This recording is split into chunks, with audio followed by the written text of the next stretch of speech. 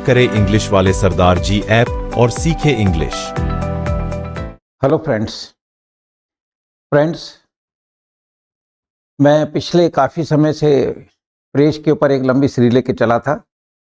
उसी फ्रेज की सीरीज के अंदर एक कड़ी और जोड़ते हैं। So let us move to no more 5 of the phrases are before you.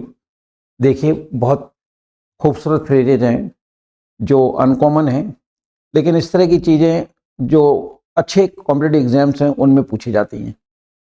तो आइए देखते हैं ये फ्रेजेस क्या कहते हैं। देखिए फ्रेंड्स, पहला फ्रेज है बर्थडे सूट, पूर्ण नग्न। कहने का मतलब ये है कि what ever the creature come on the earth, कोई भी प्राणी जब जमीन पर आता है, राइट, पक्षी हैं, कीड़े मकोड़े हैं, जानवर हैं, इंसान हैं, तो जो भी शरीर आता है वो उसके ऊपर कुछ चढ़ा हुआ होता है। जानवरों के ऊपर चमड़ा चढ़ा हुआ होता है, पक्षियों के ऊपर फीदर्स होते हैं, कीड़े मकोड़ों के ऊपर अपना मतलब जो कवच होता है, पानी के जो जानवर हैं उनके पास अपना कवच होता है, ठीक है ना। तो वो कहलाता है बर्थडे सूट, क्योंकि मालिक उस सूट में भेजता है। एक इंसान को मतलब जो है, एक अलग कहानी है कि इंसान जब आता है तो पूर्ण नग्न आता है, तो उसके ऊपर चमड़ी होती है। एक्चुअली बर्थडे सूट का मतलब है चमड़ी का होना, क्योंकि अंदर के जो पार्ट है हमारे शरीर के वो एक चमड़ी में ढक दिए गए हैं, वो दिखते नहीं हैं। तो ओरिजिनल सूट हमारा स्किन है, लेकिन मनुष्य को मतलब इसके ऊपर भी कपड़े पहनने पड़ते हैं, राइट। तो बर्थडे सूट, तो what ever the creature comes on the earth, he always comes with a birthday suit, right. तो इस तरह से आप मतलब जो है इसको यूज कर सकते हैं।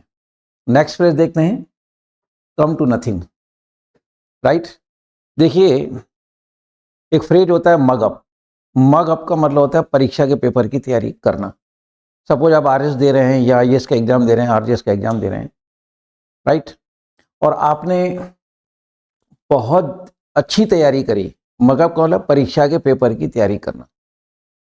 तो आप कह रहे हो कि I mugged up around the clock, I locked myself in a room for couple of months just to crack the target, but it was my destiny या it was my bad luck कि cut off 90 पे गया और मेरे 89 marks आए। Everything came to nothing, सब कुछ बेकार हो गया यार, एक नंबर की वजह से। कुछ भी बना लो, suppose you are drawing a picture, right, and a cup of tea is lying beside you. एक चाय का जो कप है वो आपके पास पड़ा हुआ है, एंड बाय मिस्टेक मतलब यू एल्बोड इट, कोहनी लग गई आपकी, you know, and the tea split on your picture whatever you're drawing. तो आप कहोगे कि यार सब बेकार हो गया। It was to end, picture मतलब खत्म होने वाला ही था, बस तस्वीर बना ही रहा था, एंड है ना, फाइनल उसको टच दे रहा था। Mean while it happened with me and everything came in the, है ना, एवरीथिंग केम टू नथिंग, ये सब कुछ बेकार हो गया। तो इस तरह से आप मतलब जो कम वर्ब है तो इसको कम, कम्स, केम और कमिंग, जिस मतलब जब आप टेंस में सेंटेंस बोलेंगे, कम वर्ब है तो टेंस के हिसाब से चेंज हो जाएगा, टू नथिंग आ जाएगा, बेकार हो जाना, ठीक है। क्या कहते हैं यार कि मतलब जो मेरा stars are not in my favour, मैं बहुत मेहनत करता हूँ लेकिन हर बार मैंने क्या देखा कि मैं एक आधे नंबर से रह जाता हूँ, है ना। Always the things come to nothing, और बेसा बेकार हो जाता है मेरे साथ। नेक्स्ट आता है डे लाइट रॉबरी, वास्तविक से अधिक। देखिए, रॉबरी जनरली नाइट में होती है, लेकिन आजकल बोले दिन दहाड़े ही हो रही हैं सारी, इन ब्रॉड डे लाइट। तो all the happenings are occurring by the miscreant people even in broad daylight। तो कहता है डे लाइट रोबरी, कि आजकल वास्तविक से अधिक है, वास्तविक से अधिक, कि ये मतलब it was a day light robbery, कि होना तो रात को चाहिए, दिन में ही हो गया काम। तो वास्तविक से अधिक बात हो गई, जो अपन सोच भी नहीं सकते कि दिन में मकान, है ना, लुट जाएगा या चोरी हो जाएगी। तो ऐसे टाइम पे हम लोग इसको यूज़ करेंगे, day light robbery.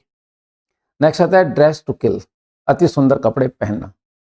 We can say that most of the actresses dress to kill, just to fascinate the people, just to attract to the people. कि अधिकतर एक्ट्रेसेस जो हैं बहुत ही सुंदर कपड़े पहनती हैं। इसको अपन यूँ कह सकते हैं कि मतलब ये किल, मतलब उसके कपड़े देख के कि सामने वाला खत्म हो गया कि यार कितना खूबसूरत मतलब कपड़ा है, ये देखते ही रह गए, तो वहाँ पे अपन लगाएंगे ड्रेस टू किल, राइट। तो actresses, most of the actresses wear the dress to kill, to attract the people, to fascinate.